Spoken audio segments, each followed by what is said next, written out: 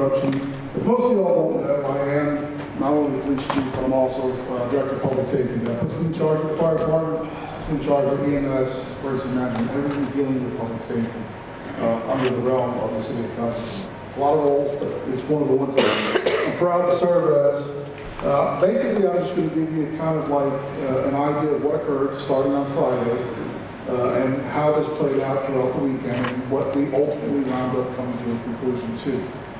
I'm not going to be answering any questions during the session. I'm just here to kind of go by what we did so that everybody has an understanding of what their local first responders did, as well as state agencies that came in and helped us with this particular problem. So obviously on Friday, we were made aware of a suspicious odor that was inside the school. Before we actually had a larger response, I started to come to the school myself just to determine what was going on. And then it just began to unravel as that was going on. By the time I reached the school, the decision to go ahead and get the kids out of the school was already made. And essentially we began to try to locate what that odor was. At that particular time, we reached out to our local fire department, who has the equipment, the detectors to detect CO2, carbon monoxide, and other different types of chemicals that might be in the air. We did a preliminary check that day. Most of y'all might have employees seen me. We walked in the building, went up to the floors that were reported with the odors, and then essentially just a real quick preliminary check just to make sure, what was being reported we could hopefully identify. Unfortunately, on that particular day, at that particular time, we didn't find anything. There was nothing very detected.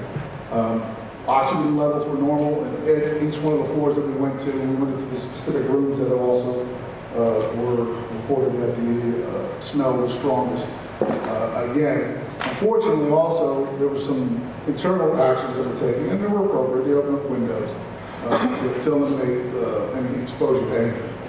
So we had to kind of, I guess, reset the whole situation. Now, before I even had a chance, I was reached out, or an individual reached out to me with the Virginia Department of Emergency Management.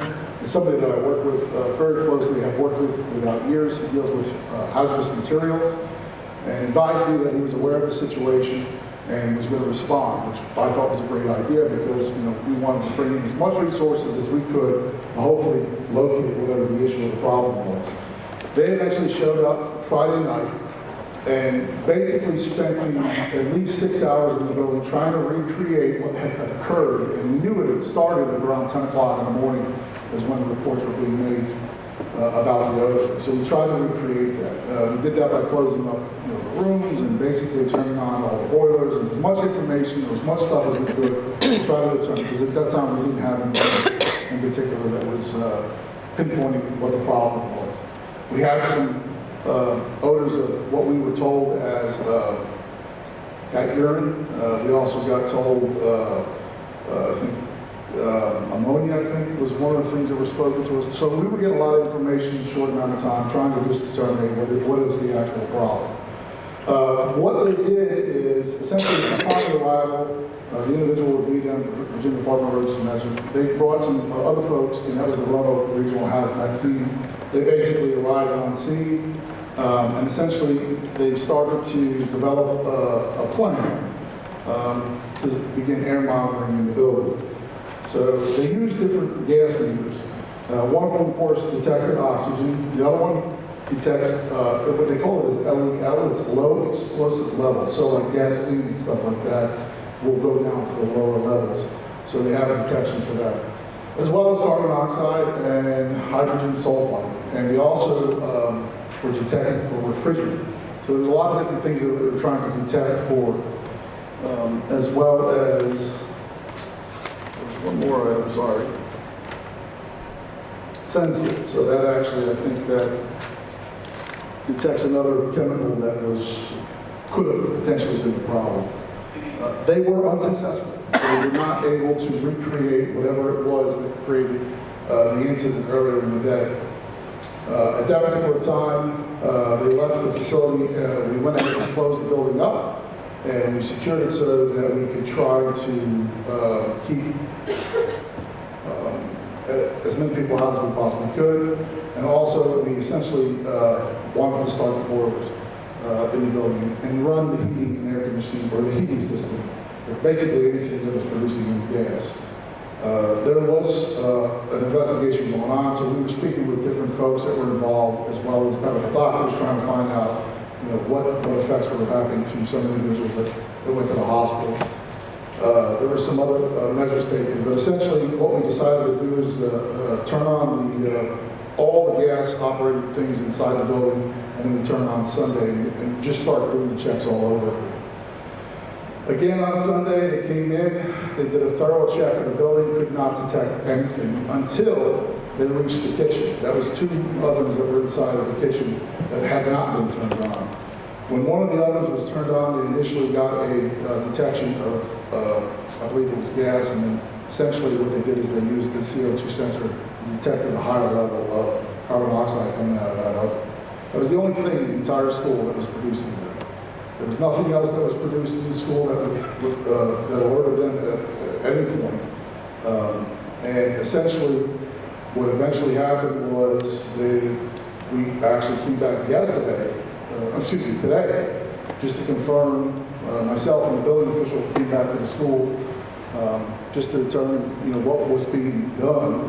That oven's not even in the building anymore, and that line had been shut off. There's no more gas going to that. There's nothing there for it to go to. Of course, we're still puzzled because of the fact of the supposed exposure to the 3rd floor and 2nd floor. But when you're doing this type of investigation, you do it by a process of elimination. You try to eliminate things to determine, how does one thing connect to the other.